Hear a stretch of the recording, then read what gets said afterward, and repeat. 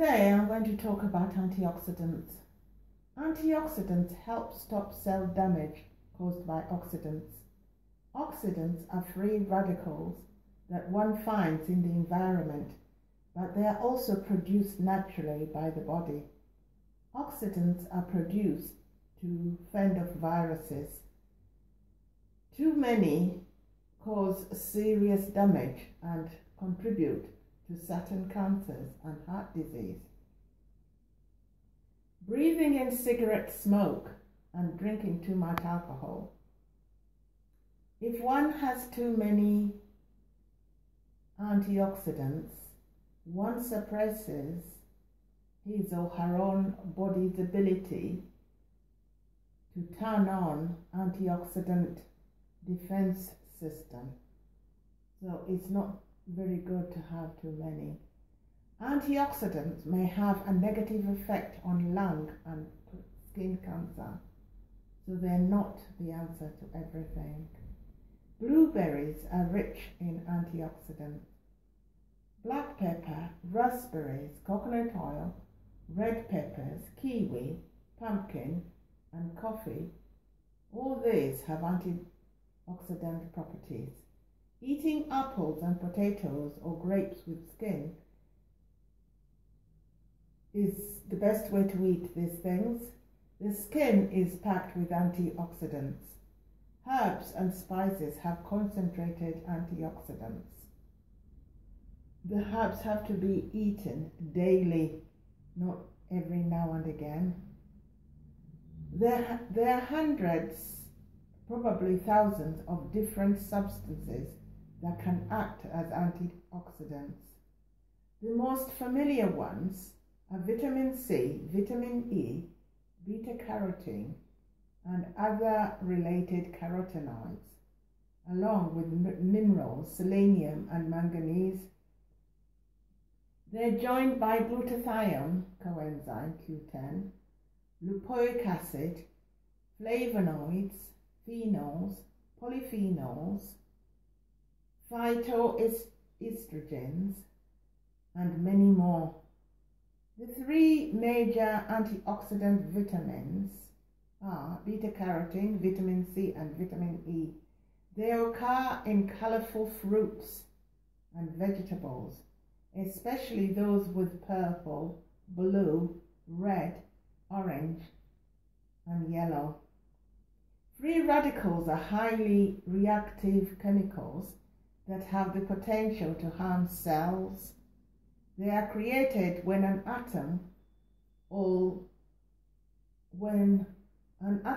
molecule, a molecule has two or more atoms, either gains or loses an electron. Electrons are small negatively charged particles found in atoms.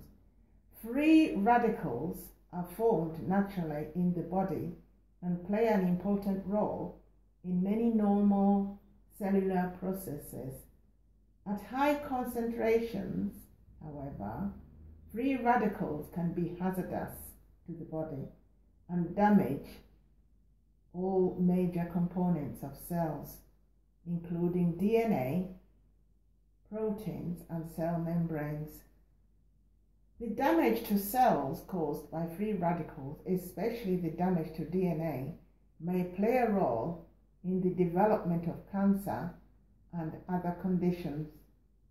Abnormally high concentrations of free radicals in the body can be caused by exposure to ionizing radiation and other environmental toxins. When ionizing radiation hits an atom or a molecule in a cell, an electron may be lost, leading to the formation of free radicals. The production of abnormally high levels of free radicals is the mechanism by which ionizing radiation kills cells. Toxins such as cigarette smoke, some metals, and high oxygen atmospheres may contain large amounts of free radicals or stimulate the body's cells to produce more free radicals. Free radicals that contain oxygen are the most common type of free radicals produced in living tissue. Tomatoes and prostate cancer. Researchers found men who consumed more than 10 portions of tomatoes each week, such as fresh tomatoes, tomato juice, and baked beans, saw an 18% reduction in prostate cancer risk. These findings suggest that tomatoes may be important in prostate cancer prevention. Eating the recommended 5 servings of fruit or vegetables or more a day was also found to decrease the risk by 24% compared with men who ate 2.5 servings or less. The cancer-fighting properties of tomatoes are thought to be due to lycopene, an antioxidant which can protect against DNA and cell damage.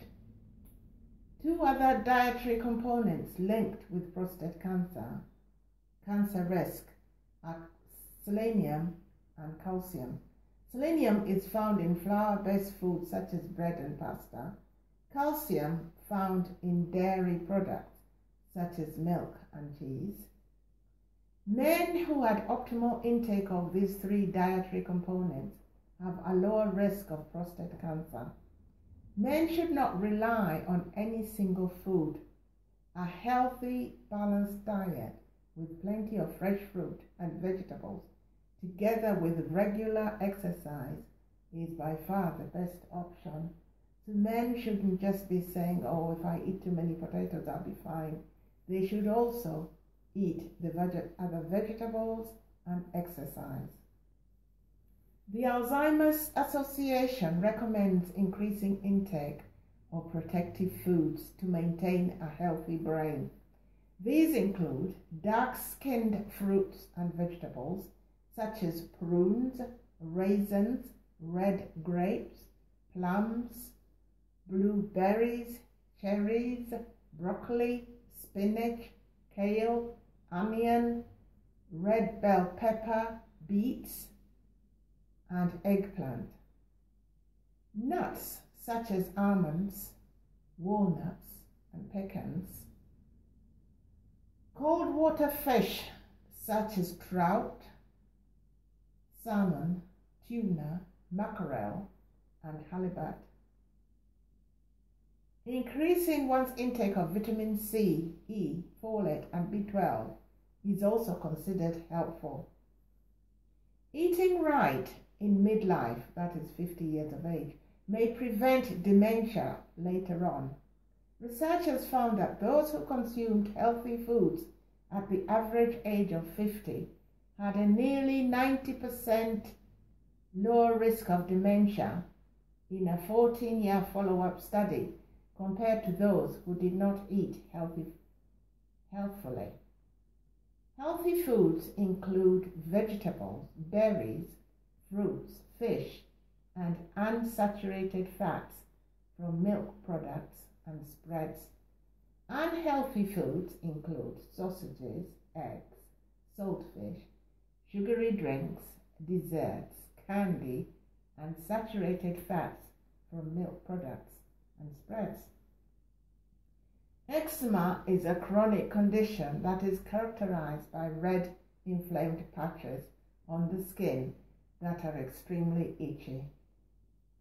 These patches are found in skin creases such as armpits, elbow folds, and back of knees.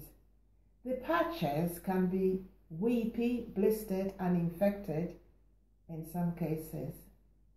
There is no single known cause, although a combination of variety of causes which differs from person to person is thought to be at work. Common triggers include soaps, bubble bath products, fabric conditioners, biologic laundry detergents, house mites, allergies, synthetic materials, being too hot or too cold, food allergies, scratching, pet dander, pollen, mold, and hormonal changes, such as pregnancy and menstruation. Eczema. Dermatologists who treat eczema recommend that people with eczema condition avoid triggers that they know. This may involve keeping a food diary, diaries that